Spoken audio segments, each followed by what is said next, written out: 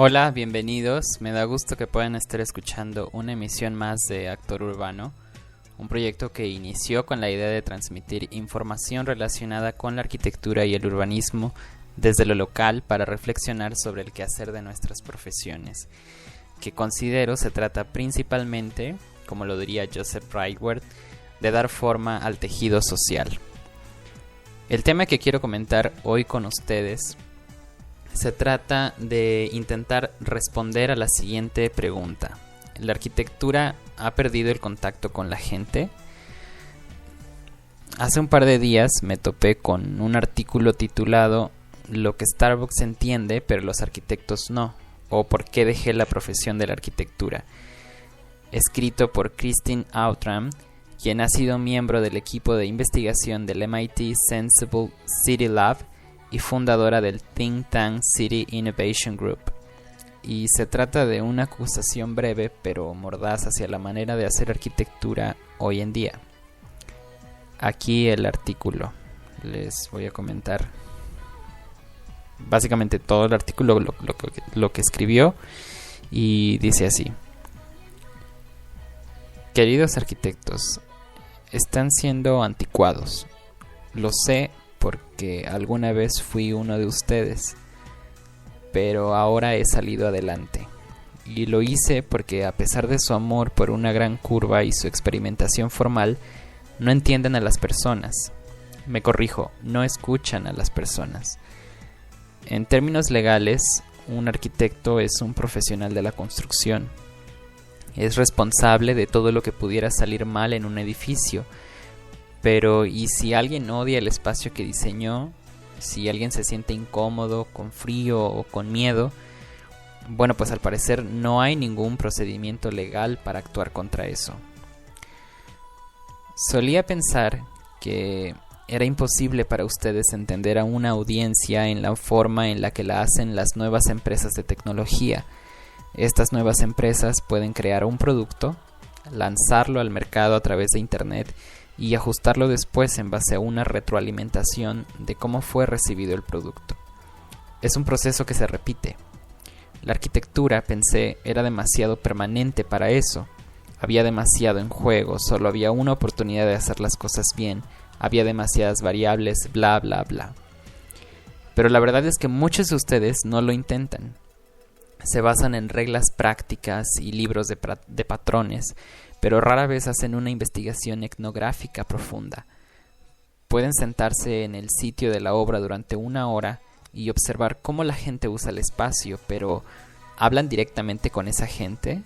¿Descubren cuáles son sus verdaderas motivaciones? El mundo está cambiando. Tienen todas estas nuevas herramientas a su alcance. Nuevas herramientas que no los veo usando, y algunas técnicas que, aunque son algo anticuadas, pueden obtener muy buenos resultados con ellas. Esto realmente dio en el blanco para mí cuando leí un artículo reciente sobre el diseño de las tiendas de Starbucks. Ahora ustedes pueden odiar a Starbucks. Pueden creer que es una entidad comercial sin alma y sin algún mérito arquitectónico en absoluto. Pero ¿saben en qué son buenos? En responder a las necesidades y deseos de las personas.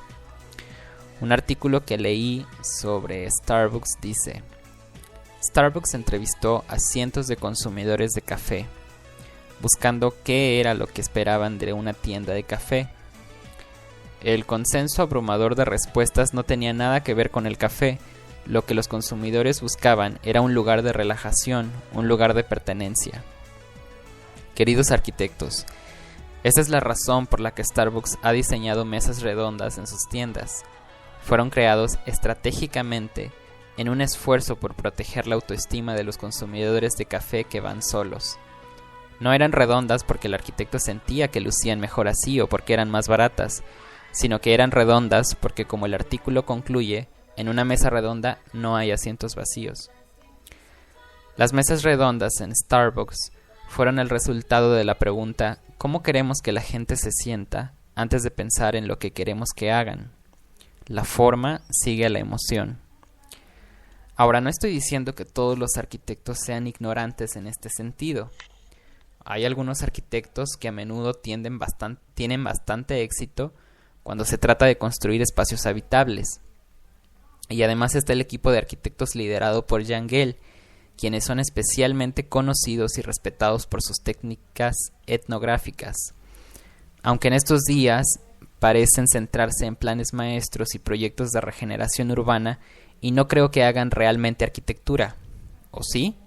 Y aún así, tendría que asumir que estos arquitectos emplean métodos de análisis de la vieja escuela con tamaños de muestra limitados. Al parecer, no han aprovechado las oportunidades que ofrece Internet. Oportunidades como el sondear un gran número de personas que utilizan herramientas en línea o modelar la probabilidad de un espacio comercial para atraer el tráfico a pie de la gente. A nadie le interesa tener una fila de tiendas vacías. Se convierte en un vecindario triste. Podrían usar y desarrollar herramientas que les ayuden a prever si esto ocurrirá o no, pero no lo hacen. Y en cuanto al resto de la profesión, seamos realistas. La mayoría de los edificios comerciales, hospitales, estaciones de policía, son peores de lo esperado, e incluso cuando son agradables a la vista, no significa que están diseñados para satisfacer las necesidades humanas. No es de extrañar que la arquitectura se haya convertido en una vocación de estatus social. Ya no se conecta más con la gente. El problema es que los arquitectos parecen estar más preocupados por adoptar lo último en el lenguaje formal de moda. Te reto, ojea una revista actual de arquitectura. ¿Ves personas en las fotos? No lo creo. ¿Ves, en cambio, un montón de fotos que destacan ángulos oscuros y el lugar en donde los dos materiales se unen? Seguro que sí. Tal vez me equivoque. Tal vez la profesión creció mientras yo no estaba viendo y comenzó a lanzar más de una mirada superficial a las personas que habitan los edificios. Pero lo que resulta evidente es que la mayoría de ustedes nunca realiza evaluaciones posteriores de ocupación. Y eso no lo puedo superar. Así que si me equivoco, demuéstrenlo. Por ahora me quedo humildemente decepcionada. Bien, pues esta es la postura de Christine y considero que tiene mucha razón en varios de los puntos que analiza. Incluso ella lanza un formato de encuesta para aquellos que quieran expresar su opinión al respecto, para entender si los arquitectos realmente escuchan o no a las personas y cuáles son las herramientas o técnicas que utilizan. Así que si están interesados en contribuir con su participación, en el fanpage de Actor Urbano les voy a postar el link para que contesten la encuesta. Además, ella escribió que publicará los resultados de esta encuesta una vez que rebase las 1000 entradas. Entonces, contribuyan con su opinión para esta crítica que hace Outram, que creo que es muy válida. Y me gustaría comentarles una experiencia que yo tuve recientemente y que va un poco con el tema. La semana pasada tuve la oportunidad de estar en la ciudad de Querétaro y visitar el Centro de Congresos y Convenciones de Querétaro. Es un edificio que fue diseñado por Teodoro González de León.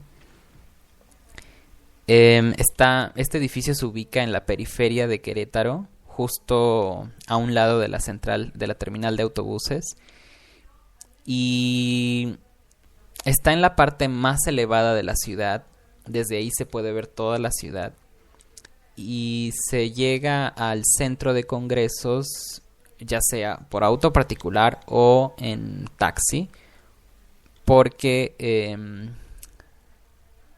en transporte público la parte más cerca que te deja es en la terminal, entonces no puedes llegar a pie porque tendrías que llegar a la terminal de autobuses y de ahí caminar por la autopista de Querétaro a México unos cuantos kilómetros para poder llegar al centro de congresos. Entonces no solamente es un problema el acceso, sino que yo tuve que visitar el espacio muy temprano por la mañana. entre 7 y 8 de la mañana en un evento, y fue impresionante el frío que hacía en esa zona. Pareciera que los arquitectos involucrados en el desarrollo del proyecto no tomaron en cuenta o no analizaron quizás a fondo las condiciones del emplazamiento, su condición topográfica, la condición de las corrientes de aire que se producirían con la forma del edificio. Como sabrán, la plástica que Teodoro González de León utiliza en sus edificios ya es un sello distintivo. Pero parece ser que la obra en este caso encaja perfectamente con la descripción que Christine hace en esta crítica que les acabo de comentar.